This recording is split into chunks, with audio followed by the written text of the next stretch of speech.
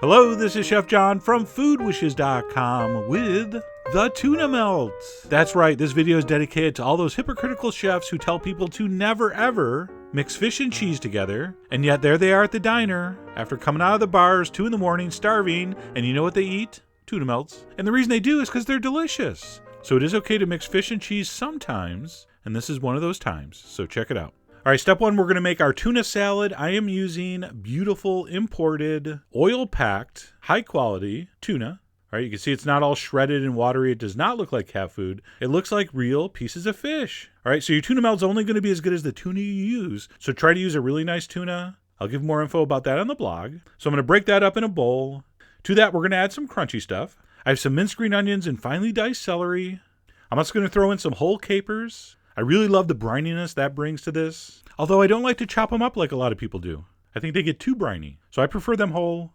I'm going to throw in a nice big spoon of hot chilies, and then a couple spoons of mayonnaise, but not a ton. All right, and the next ingredient will be the reason why we don't need a ton of mayo in this, because after I mix that all together, I'm going to crumble in some fresh mozzarella.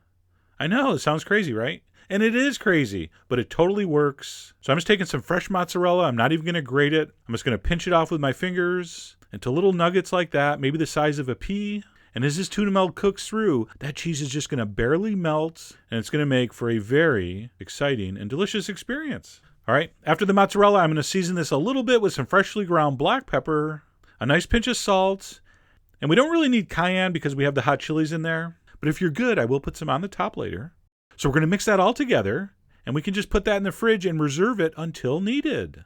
So that's set, and it's on to the buttery bread bases, which of course is the foundation to any great open-face style tuna melt. All right, so cut it nice and thick.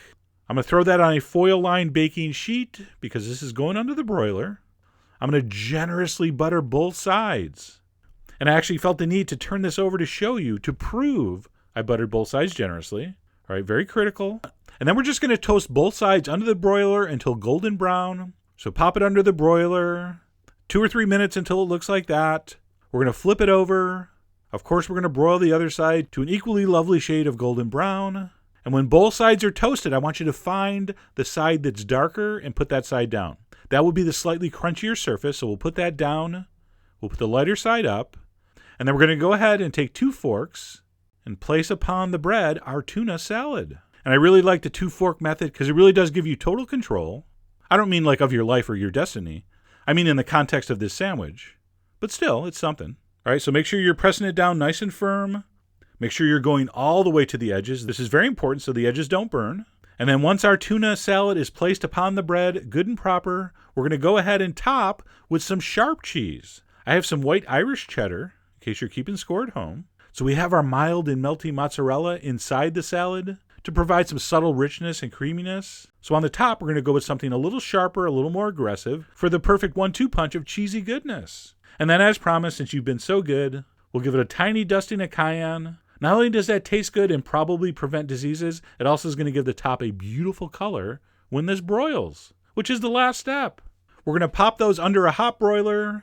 I'm going to say about 5 or 6 inches under the heat. And we're going to broil those for about 5 or 6 minutes until the cheese is bubbling and the tuna salad is heated through. And if you'll notice, I have a casserole dish underneath my sheet pan to lift it off that middle rack a little bit, so I'm a little closer to the burner. All right, I didn't want to move my rack all the way up because it would have been too close. So you'll see there underneath, I just have a baking dish. So that's a good way to get things a little closer to your broiler without using the highest rack. And 5 or 6 minutes later, I actually didn't time it, but you'll know. These were done and picture perfect. So while I do enjoy the classic tuna melt, which is basically a toasted cheese sandwich with tuna in it, I really like this open-faced version. If you're doing this for a group of like 6 or 8 people, very tough to do the classic method. You need like 4 big pans. So this is a great way to do it for a group. And then it was time to enjoy. I served mine with a couple dill pickles. And I'd actually like to take this opportunity to apologize for the fact there's no potato chips on this plate. That is almost a crime against nature. So when you do yours, make sure you have some chips around. But nevertheless, let me eat this anyway. And that was tremendously good. That buttery, crunchy bottom, that mozzarella studded tuna salad with a little bit of crunch from the celery onion, a little brininess from the caper, those chilies warming things up.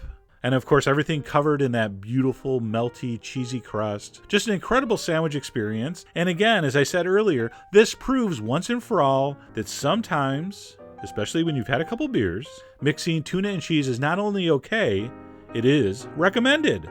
So I hope you give these a try. Head over to foodwishes.com for all the ingredient amounts and more info as usual. And as always, enjoy.